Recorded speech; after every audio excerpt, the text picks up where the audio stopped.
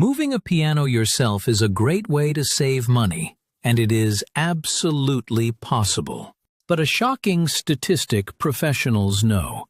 A staggering 62% of DIY attempts end in damage. The reason is overlooked.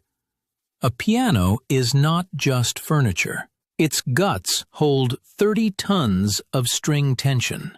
This makes them incredibly dangerous, leading to personal injury and costly internal damage from minor shocks.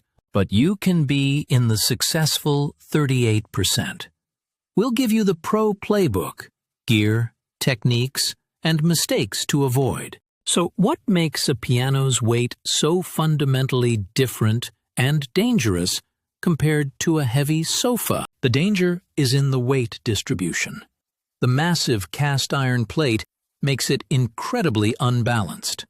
This uneven center of gravity causes most DIY disasters. On an upright piano, this makes it extremely top-heavy.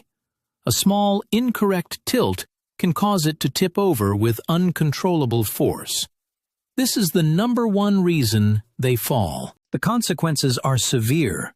Crushed fingers and devastating back injuries for you, cracked soundboards and thousands in repairs for the piano, and gouged hardwood floors and dented walls for your home. Knowing the risks is one thing. But why do people make the same costly errors?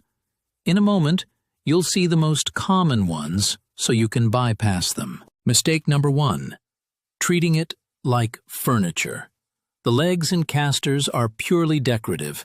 Lifting by the legs or rolling it on its wheels will cause them to snap. So if you can't push it or lift by its legs, how do you move it? The answer is non-negotiable. You need specialized equipment. You need a heavy-duty piano dolly, not a standard one.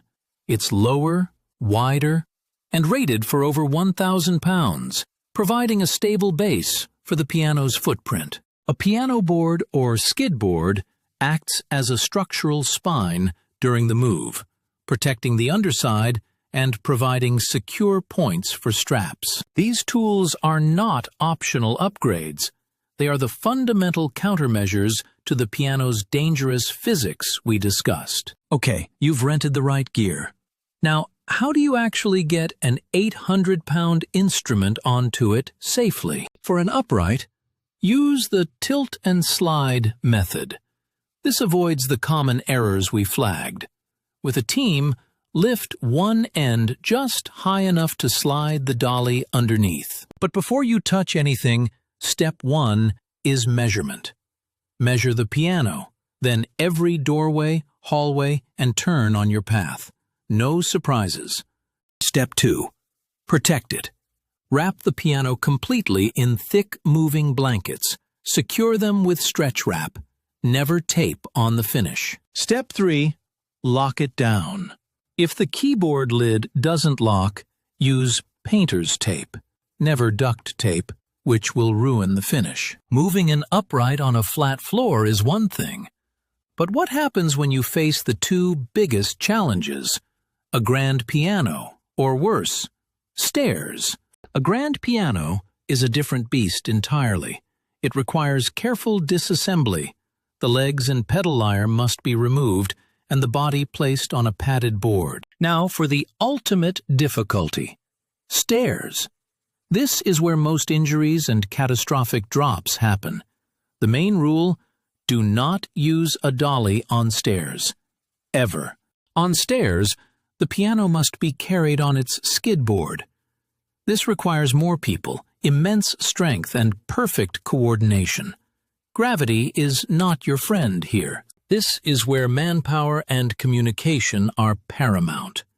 You need 3 to 4 people for an upright, up to 6 for a grand on stairs. One person just calls out commands. Remember that 62% damage statistic from the beginning? Let's connect the dots. The people in that 62% break the rules we have just covered. Careful, guys. Success is about using the right tools, like a piano dolly, to manage the piano's top-heavy physics with the correct technique, like the tilt and slide. Thorough preparation, like measuring your path and wrapping the piano, is the specific defense you need to survive high-stakes moments like a tight corner. This is why grand pianos and stairs demand disassembly and manual carrying. They amplify every risk. These are required solutions, not suggestions. Once it's in place, let the piano acclimate for 2 to 6 weeks before tuning. Moving always knocks it out of tune, and tuning too soon is a waste of money. So can you move a piano yourself? Absolutely. But it demands respect for the instrument's design. With the right plan and team, you can achieve a calculated success. The final question is for you.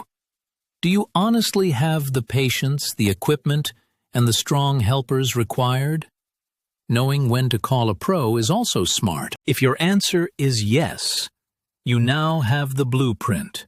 For a detailed checklist of every tool and step, visit the link in the description. Move safely.